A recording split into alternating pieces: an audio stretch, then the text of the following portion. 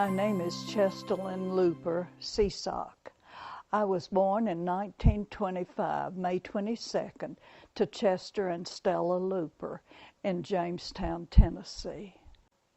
Mother and Daddy had been married 12 years when I was born, and Mother had a very difficult time with me, so Mrs. Shapiro, that lived next to us, kept me part of the time when Mother was expecting Kitten. Jessie Ray, my sister, who was born April the 29th, 1927.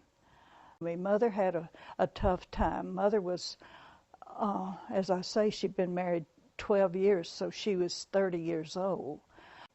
Kitten was born. She always went by Jessie Ray, and she was named after Mrs. Shapiro's son, B.D. Jr., Speedy. His girlfriend's name was Jessie Ray, and she lived in Sparta. I don't know why I remember that, but I do. And neither one of us liked our name. Kitten and I had nicknames or changed names our whole life. In fact, one time, Mother said she wished she'd named us number 1 and 2, and then we could have chosen our own names when we got big enough. Mother and Daddy were fabulous parents. I was very blessed. I had a wonderful home life with loving parents and a precious sister who aggravated me to death a lot of the times, and we got in all kinds of trouble, as kids would, I'm sure. But I can remember Daddy whipping me. I had done something to Kitten, and he took me in his little office to lecture me. He always lectured me and then gave me a whipping, and he used a razor strap. I'm sure they'd take him up for child abuse these days. But the wonderful thing I remember, of course I yelled and carried on and cried, but the thing I remember is Kitten standing outside the door and pounding on the door and begging Daddy not to whip me because I'd done something mean to her. But, oh my, we were a mess. And I loved her dearly, and we were good friends. We even roomed together in college, which is just precious to know. But when I was a little girl, Daddy built a house for us that was not too far from the store. And one of my first memories of that time was one night we had gone to bed, and I could see out the window to the store. We lived on maybe a block and a half from the store, and a man was in the middle of the street yelling, and I told Daddy, and he went, and it was because the store across the street from him was on fire. Daddy's store burned to the ground that night, along with 12 other buildings in Jamestown. That would have been 1930. I was 5 years old and Kitten was 3. Before that, Daddy had a store right across from the little park in Jamestown.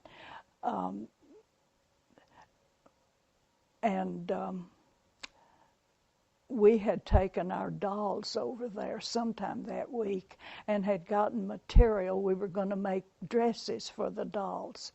And the thing that I remember most about that time, the dolls burned up. They saved quite a bit of the merchandise from the store and carried out the counters and that kind of thing. And later,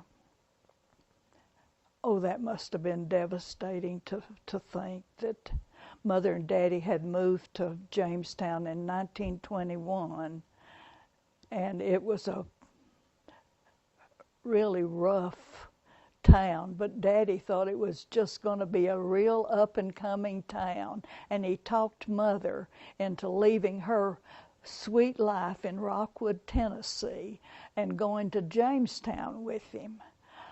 Mother said she really had a nice life. She didn't have any children. She got to play bridge and go to teas and had a wonderful life. And then Daddy talks her into going to Jamestown. The other thing I should mention in here was when Mother gave us whippings, she had us go break a limb off of the little willow tree that grew down by the little branch that ran through the back of our lot. And, oh, they stung. When you got hit with the end of that little tiny willow, it hurt a lot worse than Daddy's razor strap did.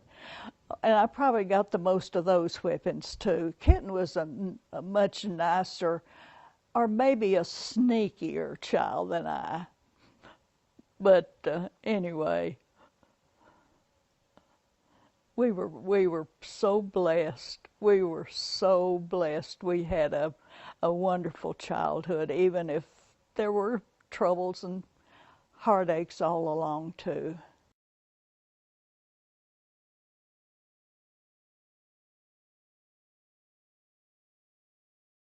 Daddy rebuilt the store in 1930, right in the middle of the Depression. Two interesting things about that to me. He always talked about buying the lot. The store was down across from the little park there in Jamestown, and he wanted on the square. So he bought that lot that was by the jail, and it was a good-sized lot, and the store was a really nice long building. He built a very up-to-date store, a general store. It had both groceries and men's and women's wear and notions and shoe department, and it was quite large and very up-to-date. A few years later, he turned it into a supermarket, which nobody had ever had one in that area, where it went from a counter and counters throughout the grocery department, and you'd hand your list to someone to fill, and they go pick out your groceries for you. Well, this went from that to a cash register, and you had a cart, a buggy that you pushed around and picked up your own groceries. And then he added a meat department and a very up-to-date produce department. I am amazed at Daddy's farsightedness, the progressiveness that he and Mother both evidenced all through their life.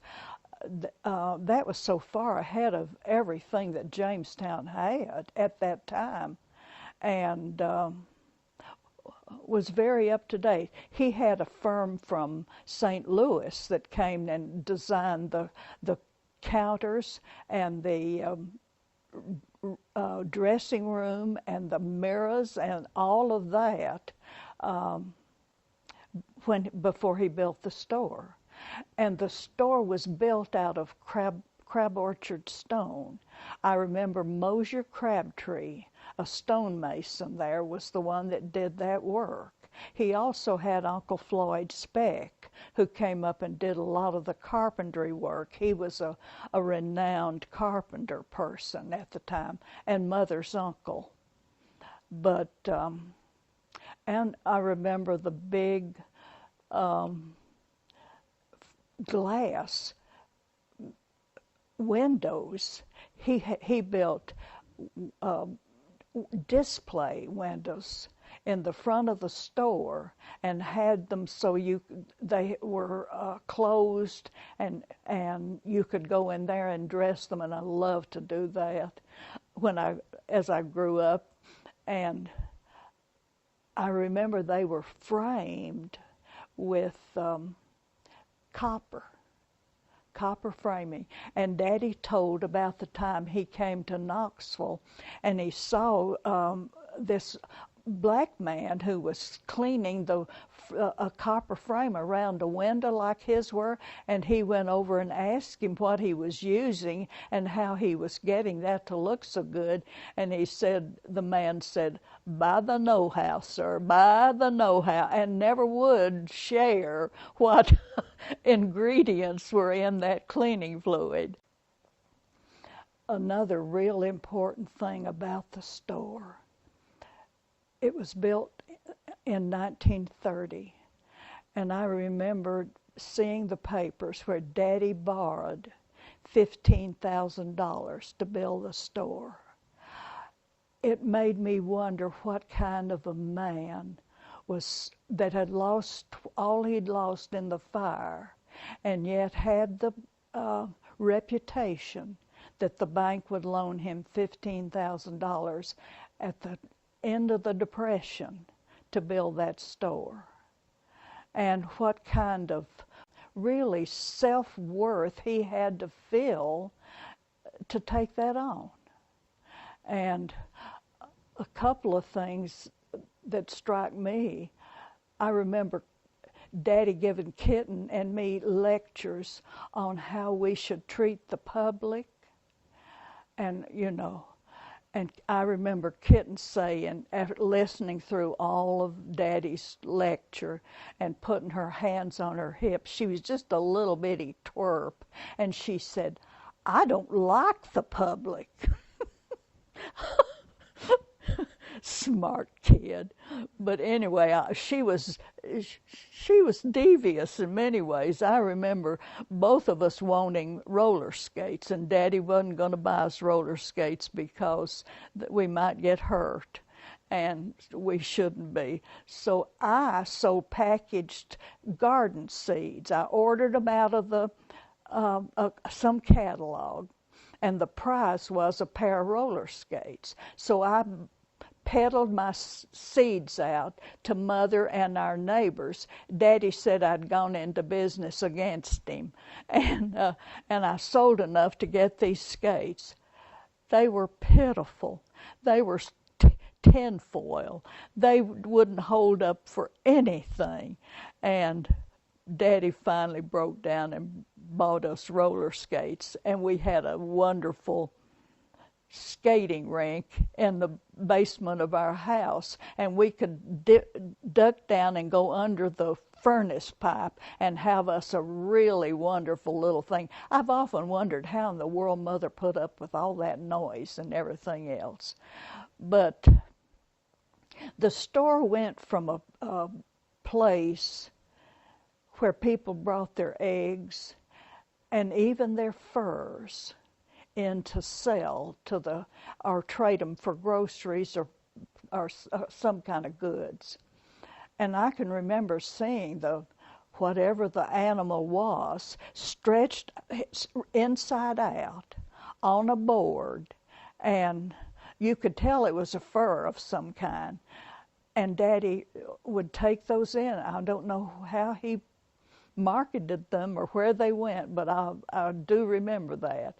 And I can remember women from Wolf River bringing their eggs in to trade for groceries and that kind of thing. Another thing that I remember that just showed how progressive Daddy really was, way back then in 1930 or even before, he took the Progressive Grocer magazine. Not only that, Mother took organic gardening. I've always found that just fascinating to see how far ahead they were. Mother, of course, belonged to garden clubs and was the president of one and all this. And I don't know how often Daddy was the mayor or a alderman in Jamestown.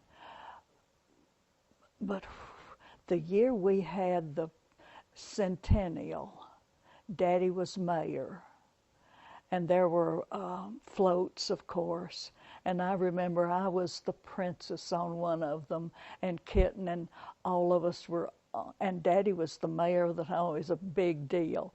But I've got pictures of that someplace. I have no idea where.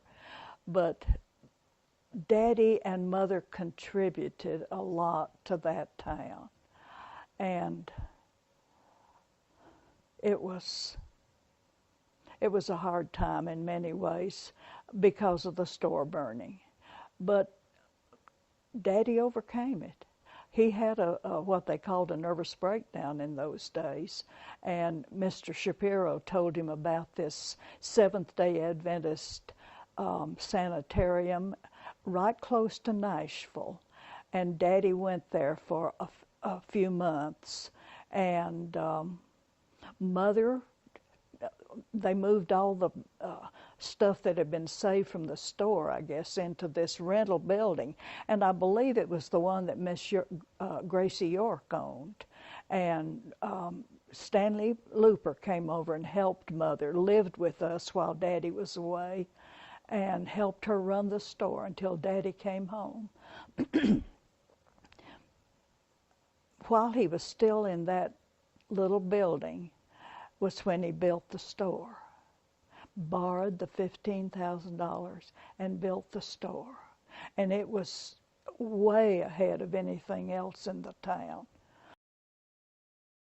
The courthouse was there, and Daddy wanted on the courthouse square. And I can remember when the wagons used to come into town and everybody'd park on the square all the way around. And then, of course, after the wagons left, it was trucks. But I can remember still when the wagons came in with the people. The families would get in the wagons and come into Jamestown, buy their groceries, socialize for the afternoon, and then load up and go home. Of course, they'd bring in their produce and the various things they had to sell, I'm sure. But I guess the next big thing Daddy, now in the meantime, Daddy traded land and bought land. Now how he did all this, I just don't know. But he accumulated quite a bit of land while he was in business there. And even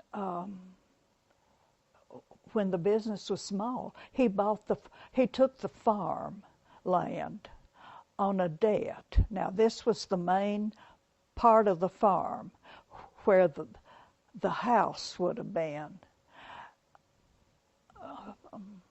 I don't remember the man's name. Yeah, Mr. Jones. Daddy, if I remember correctly, he owed Daddy for something or swapped him that land for something else. And Daddy saved that and accumulated land around it. I remember him talking about the lower field, the one that was down closer to where the bypass is now. He always called that the Sally Lester field, and which meant that he bought it from Sally Lester, who was a widow and owned that, and then property on out by it. But Daddy accumulated that farm a little bit at a time.